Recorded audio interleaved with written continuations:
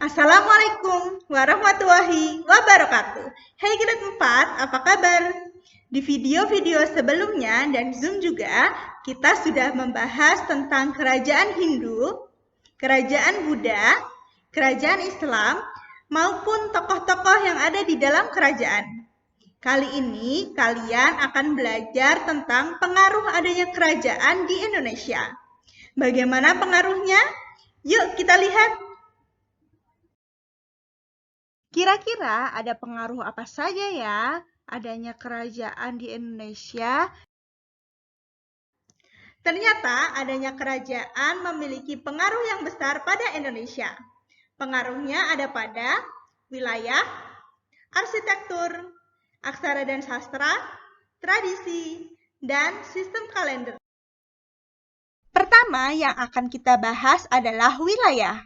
Karena itu, kita harus melihat dulu wilayah kekuasaan beberapa kerajaan berikut ini. Kerajaan Sriwijaya. Wilayah kekuasaannya meliputi hampir seluruh Pulau Sumatera, sebagian Jawa Barat, dan Semenanjung Melayu. Kerajaan Singosari. Wilayah kekuasaannya meliputi wilayah Pahang, Malayu, Gurun, Bali, seluruh Pulau Jawa, Bakulapura, dan Tanjung Pura. Kemudian, pada kerajaan Majapahit, wilayahnya meliputi seluruh wilayah Nusantara. Ada Jawa, Madura, Bali, Lombok, Sumatera, Kalimantan, Sulawesi, Kepulauan Maluku, hingga Irian Jaya. Bahkan ada wilayah kekuasaan di luar wilayah Nusantara, yaitu Tumasik dan Brunei. Pada akhirnya, wilayah-wilayah kekuasaan kerajaan tersebut menjadi wilayah Indonesia. Jadi, kini wilayah Indonesia ada dari Sabang hingga Merauke. Kemudian, arsitektur. Pada arsitektur, pengaruhnya terdapat pada peninggalan sejarah kerajaan. Pertama, candi. Candi Hindu berfungsi sebagai makam, sedangkan candi Buddha memiliki fungsi sebagai tempat peribadatan. Kedua, masjid. Masjid merupakan tempat ibadah umat Islam. Nah, bentuk bangunannya merupakan perpaduan unsur budaya Islam dan pra-Islam. Pada Masjid Kudus, contohnya, bangunannya seperti bangunan pura dan gapuranya berbentuk seperti candi bentar. Lalu ada aksara dan sastra. Pada masa kerajaan Hindu-Buddha, orang-orang menggunakan aksara Pallawa. Aksara Pallawa kemudian menjadi aksara Kawi, dan aksara Kawi berkembang menjadi aksara tradisional, salah satunya aksara Jawa. Nah, kalau ada aksara, tentu saja ada bahasa kan? Bahasa yang digunakan waktu itu adalah bahasa Sanskerta. Bahasa Sanskerta akhirnya banyak mempengaruhi bahasa Indonesia, contohnya seperti di bawah ini. Durhaka, dari kata Drohaka. Bahagia, dari kata Bhagya. Manusia, dari kata manusia.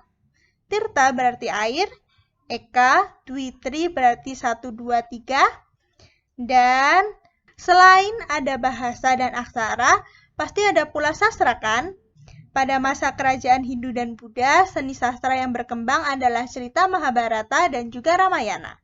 Sedangkan pada masa kerajaan Islam, ada hikayat, babat, suluk, dan syair.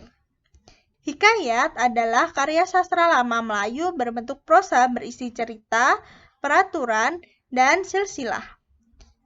Contohnya Hikayat Raja-Raja Pasai. Babat adalah karya sastra kisahan berbahasa Jawa, Bali, Sasak, dan Madura yang berisi tentang sejarah dengan balutan mitos. Contohnya Babat Tanah Jawi. Kemudian suluk. Suluk adalah kitab-kitab tentang tasawuf. Contohnya Suluk Sukarsa. Syair adalah sajak-sajak yang terdiri atas 4 baris dalam setiap baitnya. Contohnya syair pada nisan makam Putri Pasai di Minye Tujoh. Ternyata adanya kerajaan mempengaruhi tradisi kita juga loh. Seperti di Bali ada upacara ngaben. Ngaben adalah upacara kematian dengan membakar mayatnya dan abunya dibuang ke laut. Selain itu, ada tradisi pagelaran wayang. Dulu, wayang digunakan untuk menceritakan cerita Ramayana dan Mahabharata. Selain itu, juga untuk menyebarkan agama Islam. Apakah kalian suka makan ketupat ketika Lebaran? Ternyata ketupat merupakan tradisi peninggalan kerajaan Islam. Ketupat diperkenalkan oleh Sunan Kalijaga sebagai cara menyebarkan agama Islam. Ketupat dipilih karena dianggap bisa dekat dengan kebudayaan masyarakat Jawa saat itu. Ketupat ternyata mempunyai filosofi sendiri loh. Daun kelapa muda atau janur merupakan akronim dari Janah Nur atau cahaya surga. Bisa juga dari Jatining Nur atau hati nurani. Saat Lebaran, kita harus membersihkan hati dari segala macam hal negatif sehingga kembali suci kan? Nah, kupat artinya ngaku lepat atau mengaku bersalah. Anyaman ketupat berarti tali silaturahmi. Beras menggambarkan nafsu duniawi, dan bentuk ketupat merupakan arah kiblat. Jadi, secara keseluruhan, ketupat memiliki makna sebagai nafsu dunia yang dibungkus dengan hati nurani. Ternyata adanya kerajaan berpengaruh pada kalender kita juga loh. Dalam perkembangan Hindu-Buddha di Indonesia, perhitungan kalendernya disebut kalender Saka. Perhitungan pada kalender Saka, 1 tahun Saka, terdiri atas 365 hari. Nama harinya adalah Legi, Pahing, Pon, Wage, dan Kliwon. Sedangkan ketika agama Islam berkembang menggunakan kalender Hijriyah. Nama-nama bulannya ada Muharram, Syafar, Rabiul Awal, Rajab, Sa'ban, Ramadan, dan Syawal. Harinya ada Ahad, Isnin, Selasa, Arba'ah, Kamis, Jumat, dan Sabtu.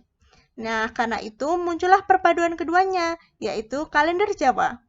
Kalender Jawa ada bulan Suro, Safar, Mulud, Rajab, Ruwah, Poso, dan Syawal.